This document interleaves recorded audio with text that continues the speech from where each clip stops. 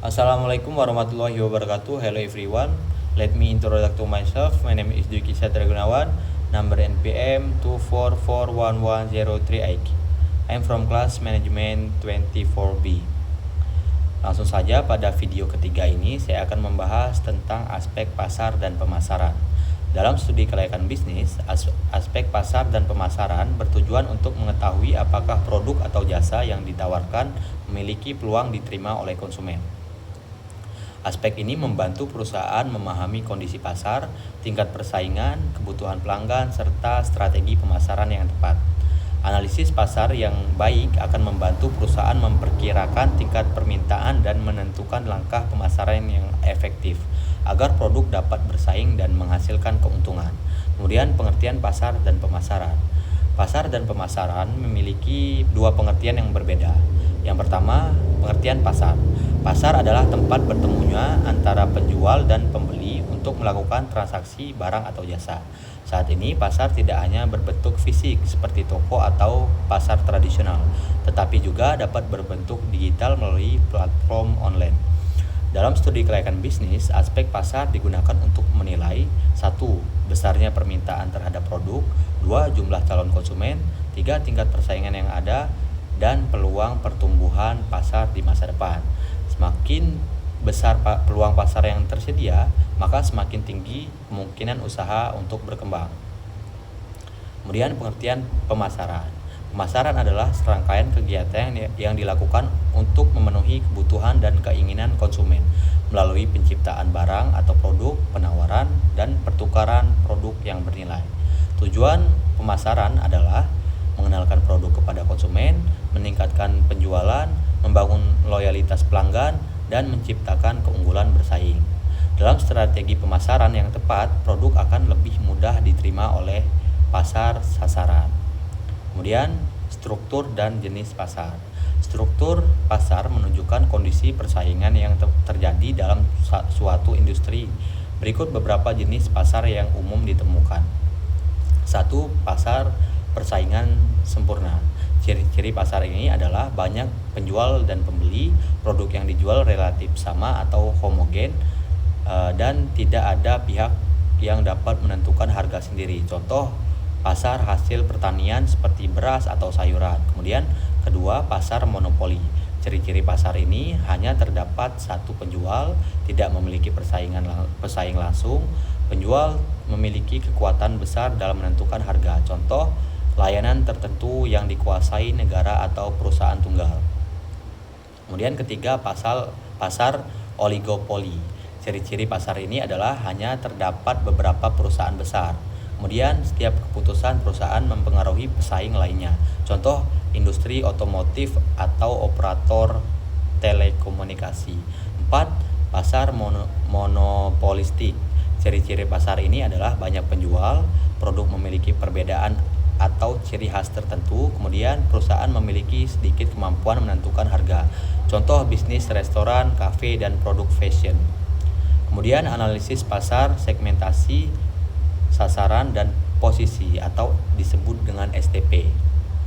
Dalam pemasaran terdapat konsep penting yang dikenal sebagai STP: segmentation, targeting, positioning. 1. Segmentasi.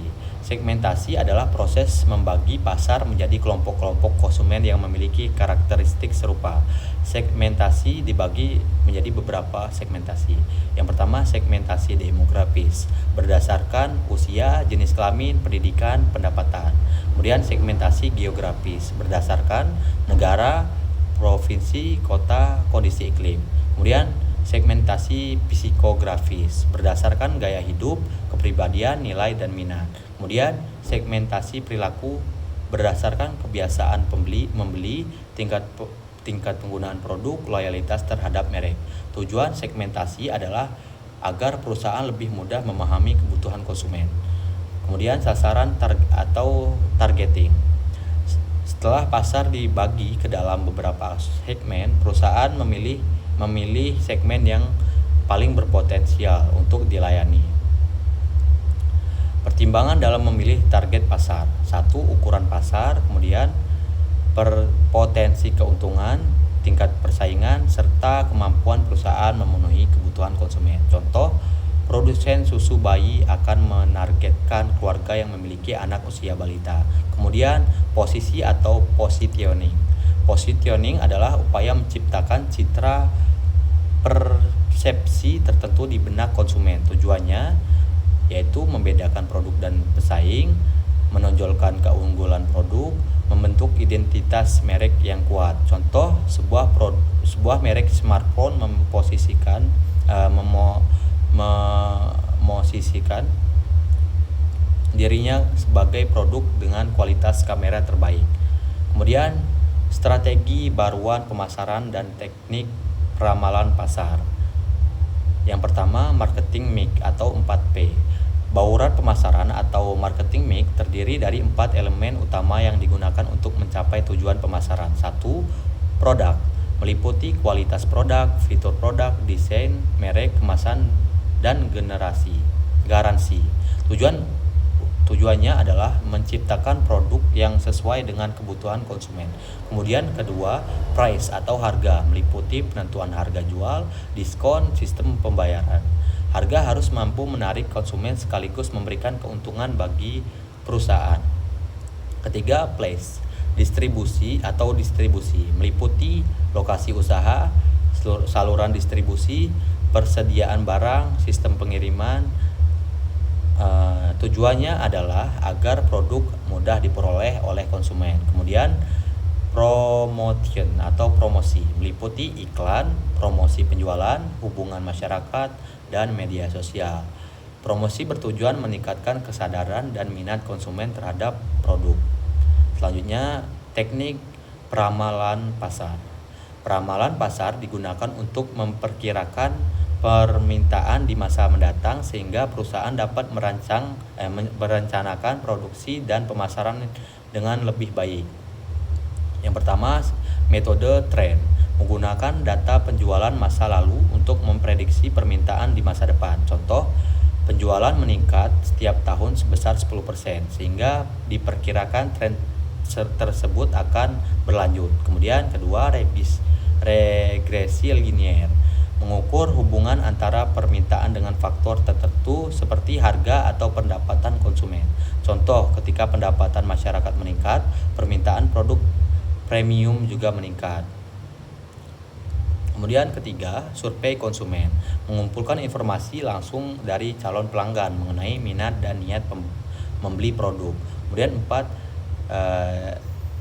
judgment atau expert of opinion, permasalahan berdasarkan pengalaman dan penilaian para ahli atau manajer yang memahami kondisi pasar. Kesimpulan dari materi ini adalah aspek pasar dan pemasaran bertujuan untuk menilai apakah terdapat peluang pasar yang cukup besar untuk suatu produk atau jasa. Analisis dilakukan melalui pemahaman jenis pasar, segmentasi, targeting, positioning, bauran pemasaran, serta teknik peramalan permintaan pasar. Hasil analisis ini menjadi dasar dalam menentukan strategi pemasaran yang efektif sehingga usaha memiliki peluang lebih besar untuk berhasil dan berkembang. Sekian penjelasan dari saya. Apabila terdapat kesalahan, saya mohon maaf. Saya akhiri. Wassalamualaikum warahmatullahi wabarakatuh.